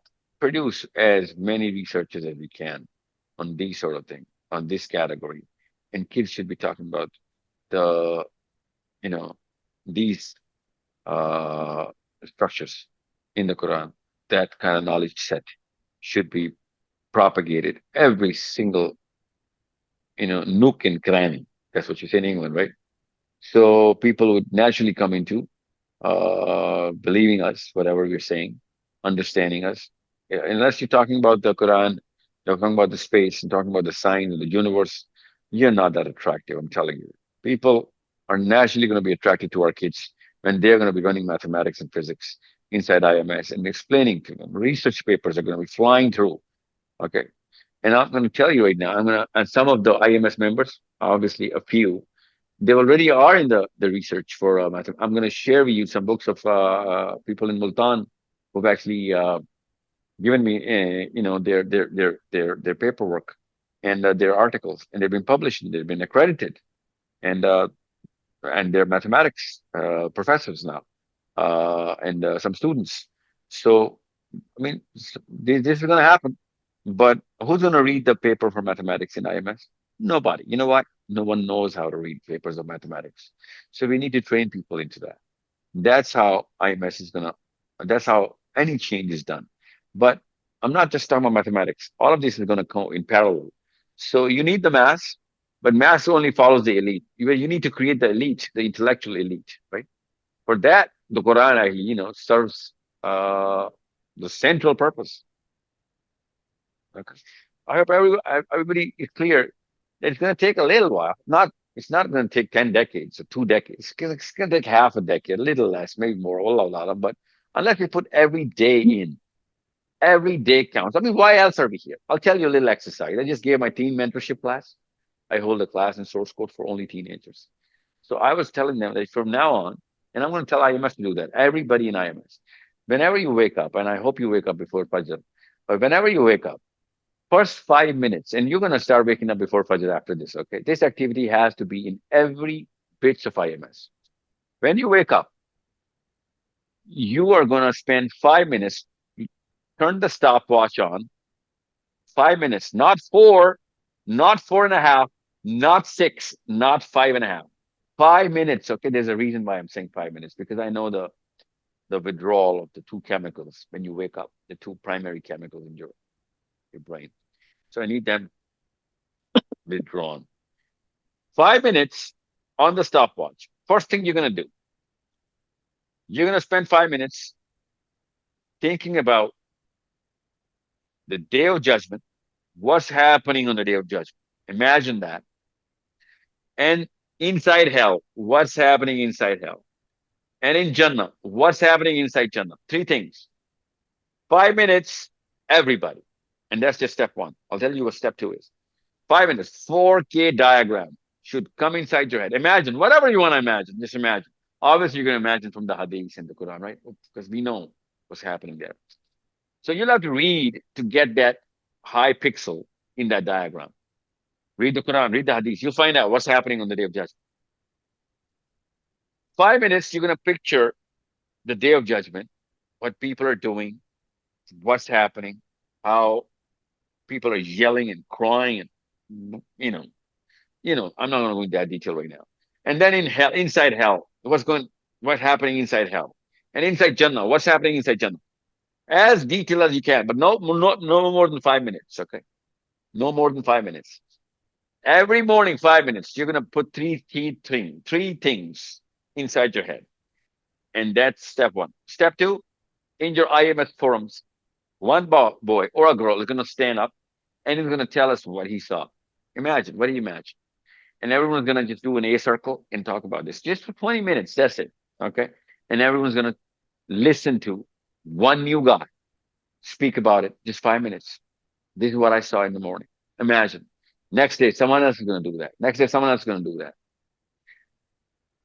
And I'm telling you this right now. You did this for less than 3 months. Less than 3 months. 5 minutes every day. Talk about it every evening or whenever you meet. This is going to become a global movement that very year, inshallah. But you cannot miss out on a day of this activity. Now ask me, if you ask me, I'll tell you why 5 minutes, why these three things, and where am I getting this from? Where did I come up with this theory? How do I know it's going to work? That's the power of the Quran. That's the technique of the Quran.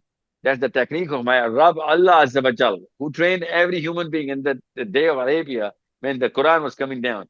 And every Sahabi used to do that because Allah was making them do that. We have forgotten the day of judgment. That's why we don't show up. We have forgotten hell. That's why we don't care. We forget Jannah, and that's why we try and find it here. So as soon as you're gonna envision akhirah, okay, and I'm not gonna tell you the whole formula or the whole science behind this. I'm just gonna give you as basic as you want it. That if you do not have akhirah in front of you, okay, and if you do not do this activity, IMS is not going anywhere. But if you do this activity, IMS is just the beginning. You are going to take over the world. I promise you this, because this is the Quran testifying. That's how the Quran changed the world. For the first 8 years, Aisha bint Abi Bakr, radiallahu anha, she says, for the 8 years, the Quran only spoke about akhirah. No law, no rule, no legislation, no nothing except only the day of judgment. The day of judgment. Jahannam, Jannah, day of judgment, only akhirah. 8 years, only akhirah. When the whole Arab was trained, every single instruction came down, everybody jumped in to follow without a miss. Without a miss. We do not perform in Islam because we do not envision akhirah. We just talk about it sometime, once a year, twice a year. We do not envision, we do not imagine it, we do not see it. So every morning, 5 minutes, because if you're not going to do it for 5, you're going to quit doing it.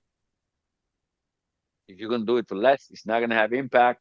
And if you're going to do it for more, it's not going to have impact because you're going to quit doing it.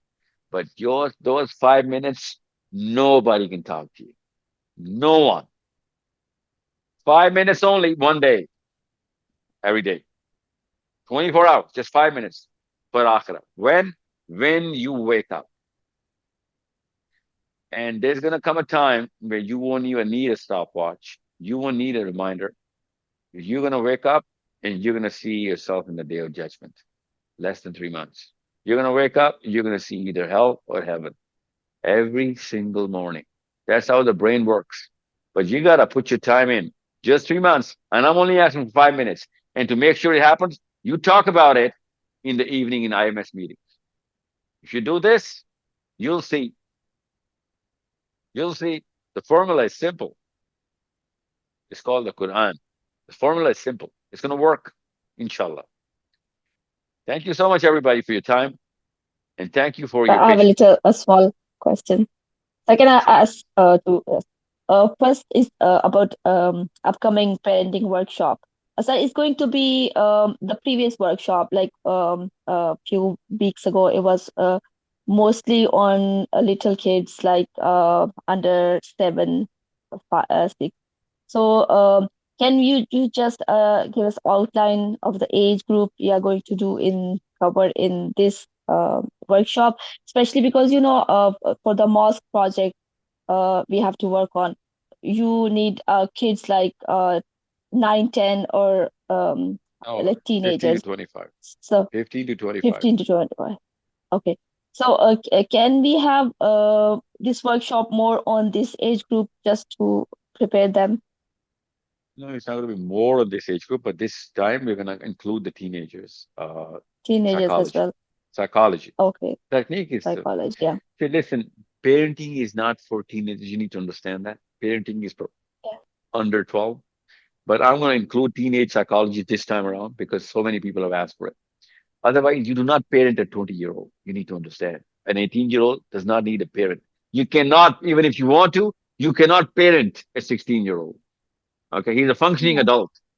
Okay. He can be a parent, if it were any other time. Sometimes he should be. Yeah. Okay.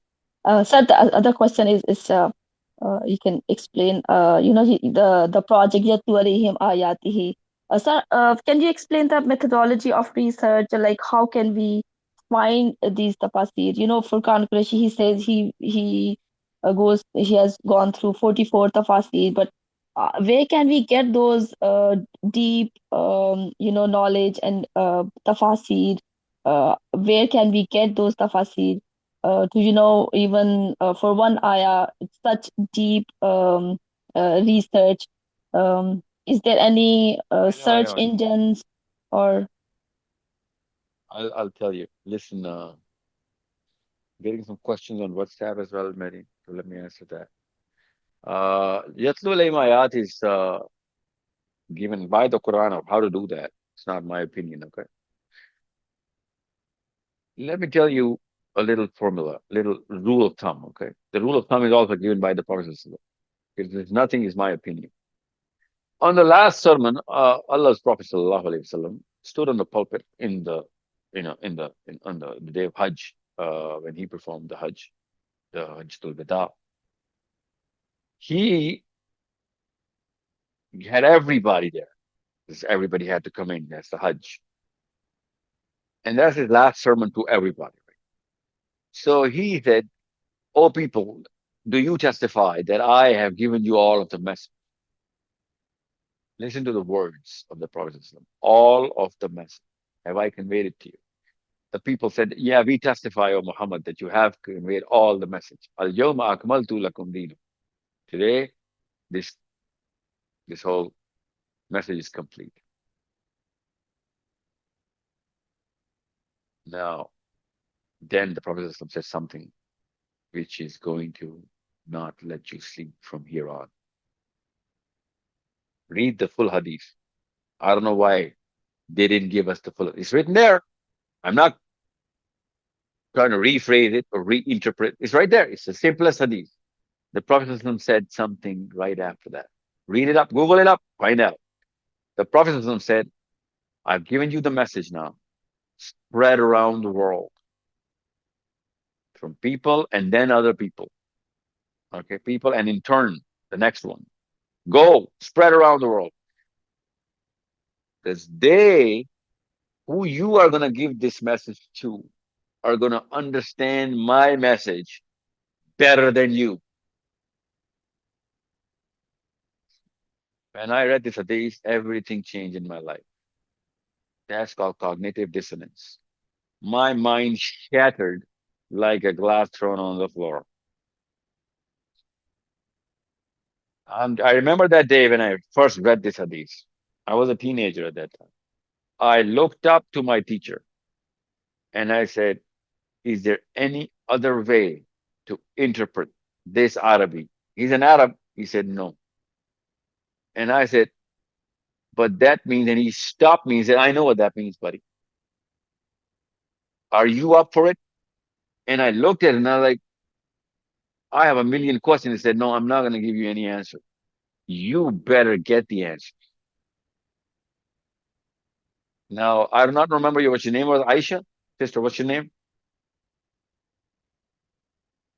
Okay, doesn't matter what your name is. Understand, whoever is listening to me right now, and whoever is going to listen to this video, this is what the Prophet said. Have I given you the message? Now go to every part of the world,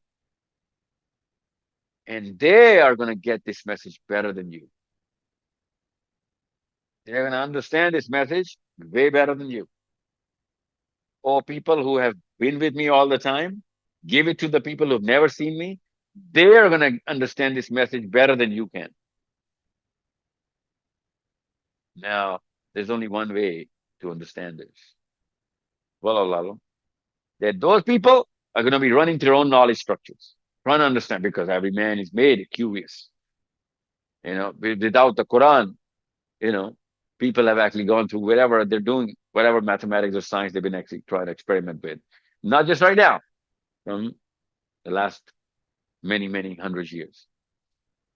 So when they can get the message, they will know that whatever mental pyramids that they've made, whatever technology, once they're gonna understand the Quran, they're gonna receive it in the Hadith. They'll literally say that this is exactly what we were looking for. Now we have the final piece of the puzzle. Now we understand the actual meaning of the universe. They will understand it way better than us. You need to understand what Yatlu alayhim ayat means. Okay? That's why only a few chosen ones, trained especially by the Prophet, interpreted the Quran so beautifully, so vividly, that we still can't wrap our heads around those ahadiths of those sahabas. And keep throwing, oh, this is right. We can't even understand it. This cannot be possible. One time, the same Sahabi, Abdullah bin Abbas, stood on the pulpit and said, if I tell you the meaning of this ayah, Yatlu alayhim ayah. Okay. If this ayah, the last ayah of Surah Talaq, he was doing Yatlu alayhim ayat. He said, if I tell you the meaning, because you keep badgering me for it, if I tell you the meaning of that, you'll become kafirs. You will say, we don't believe this. We can't believe this. And you will become kafir because this is the ayah of the Quran. What was that ayah for? That was about space. That was about multiple universes.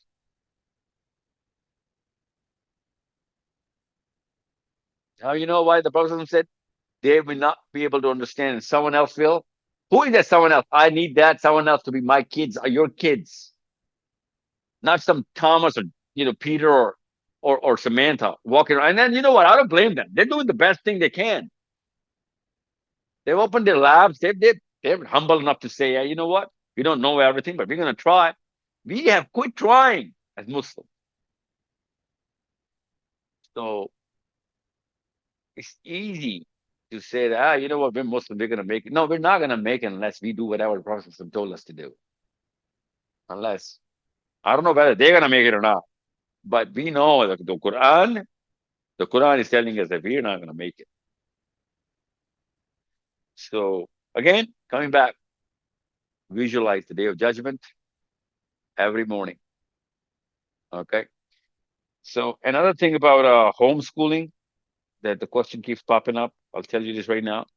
We, inshallah, come January, hopefully we'll be introducing our faculty for only English Muslims who are homeschooling right now, or whoever want to go into homeschooling, so that we can actually give them that package wherever all of the subjects, so that whatever they're studying in England, we can put the same curriculum spin that we put on our source code students of mathematics and physics and natural sciences.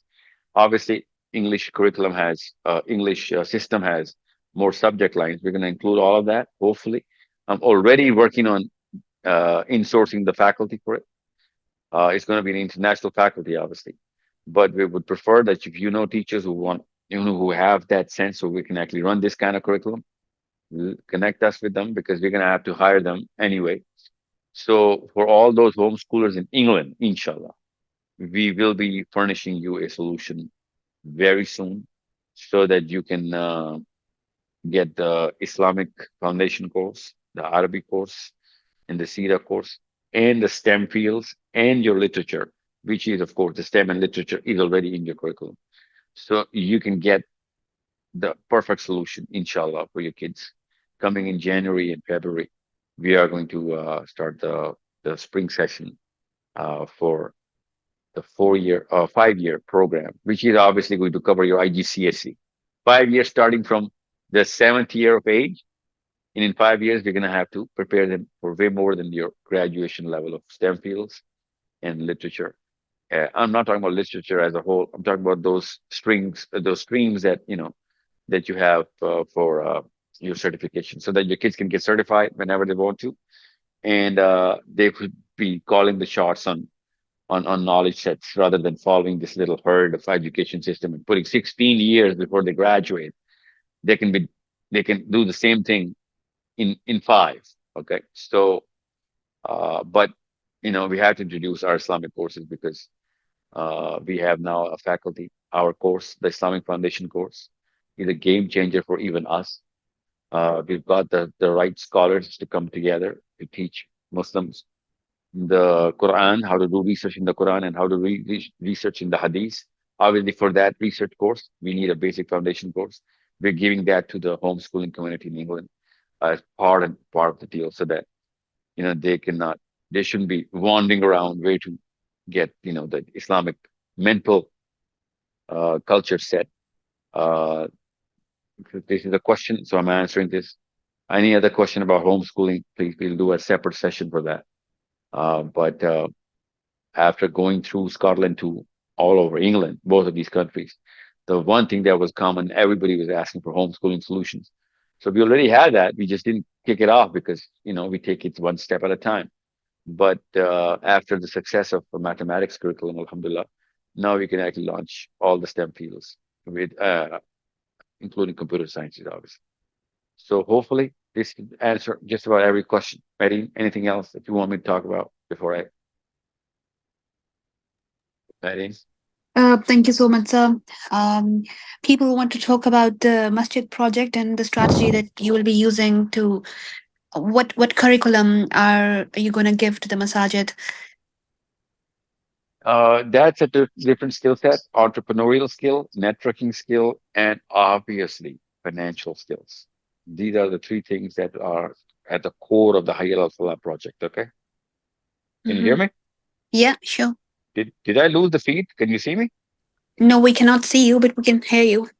Yeah, I think I may only have 20 seconds before I finish this. I'm about to go into shutdown. Okay, the system. That's how. Okay. So we'll release the curriculum, not on IMS though, but for Hayal Al Falah groups. But we can release it to IMS as well. Doesn't matter. Sure, sir. We'll be waiting for that. Yeah. It's a full blown curriculum. Design on 3 hours or no, sorry, 6 hours a week, which means Saturday and Sunday only. But if you can actually get a roster made for 5 days a week, well, we can do it in less than 3 years. Mm.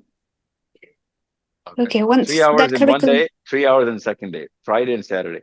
The curriculum is for skill sets, a training curriculum. It's not an education curriculum. I'm not going to be giving them tuition on their school subjects. This is a Hayal Al Falah is a project to bring people together and make them skillful, so that it's a project-based training system. I'll give you the curriculum. Don't worry. Okay.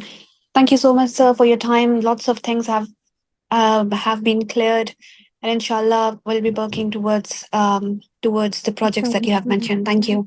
Inshallah. May God be with you. Allah Ta'ala make sure everybody understands the vision. This is not for anyone or anything. This is just for Islam. Okay. Assalamu alaikum wa rahmatullahi wa barakatuh. Walaikum assalam. Jazakallahu khairan kaseera.